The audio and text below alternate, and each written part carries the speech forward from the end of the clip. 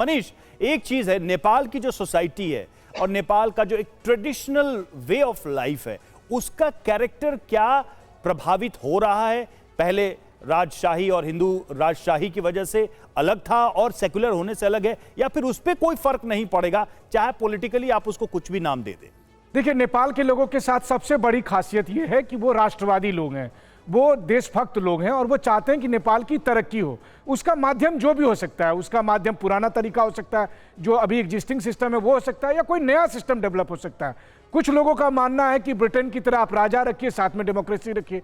कुछ लोगों का मानना है कि नहीं, एग्जिस्टिंग सिस्टम में ही नई लीडरशिप को लाया जाए। ओली और प्रचंड बहुत सार्थक साबित नहीं हुए।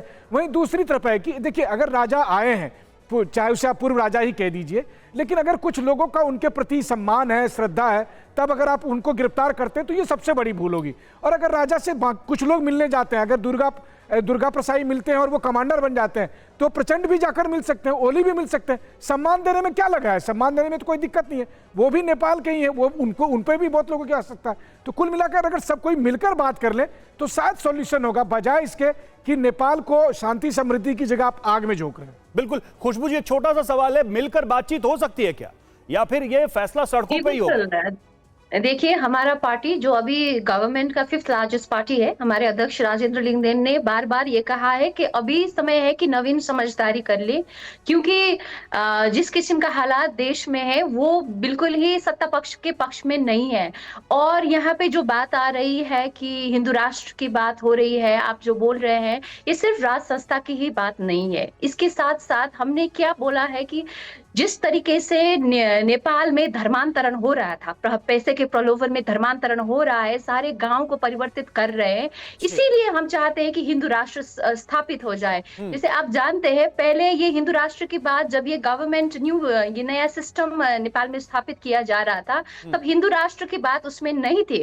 आप अगर देखें, दिल्ली की 12 बुँदे समझदारी, 8 बुँदे समझदारी और शिखर बैठक का भी अगर आप ड्राफ्ट देखें तो उसमें हिंदू राष्ट्र धर्म। जगन्नाथ जी, जवाब दीजिए, जो खुशबू जी तमाम मुद्दे उठा रही हैं, उनका जवाब दीजिए। और एक और बड़ा मुद्दा, हमने देखा केपी शर्मा ओली सरकार हो या नेपाल का एब्सोल्यूट एक प्रो चाइना अप्रोच भी नजर आ रहा है, क्या इसको लेकर भी असंतोष? संविधान सभासद का एब्सोल्यूट मेजोरिटी से पास किया हुआ संविधान है, उसमें ये राजशाही वाले समर्थक थे। जी, क्या बोल रहे हैं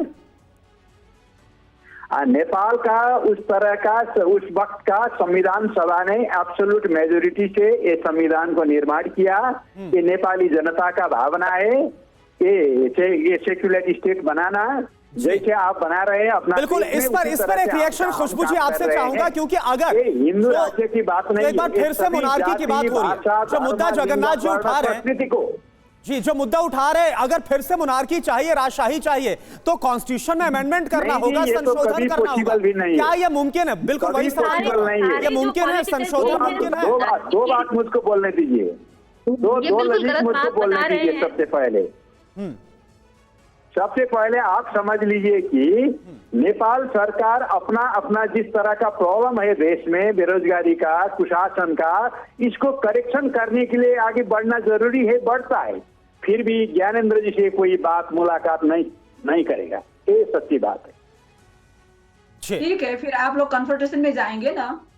चलिए ठीक है, खुशबू जी से संपर्क हमारा टूट गया है, उनसे जवाब लेना था। तंत्रवादी एक हो जाएंगे, चलिए ठीक है, तो देख लेंगे। ठीक है जगन्नाथ जी, कुल मिलाकर आपका ये कहना है कि जो मौजूदा हालात है, ऐसे में जो मांग की जा रही है, चाहे वो राष्ट्रीय प्रजातांत्रिक पार्टी हो जिससे खुशबू जी बिलोंग करती है, और उनकी तरफ से कहा जा रहा है कि पॉसिबल नहीं है जो अडॉप्ट किया गया 2008 में, एक बार फिर इस तरह से बदलाव किया जाए, सर्वसम्मति से सब कुछ हुआ था। खैर, क्या हालात वहां पर बनते नजर आते हैं, हर एक अपडेट आप तक हम पहुंचाएंगे। सभी खास मेहमानों का बहुत बहुत शुक्रिया हमसे जुड़ने के लिए।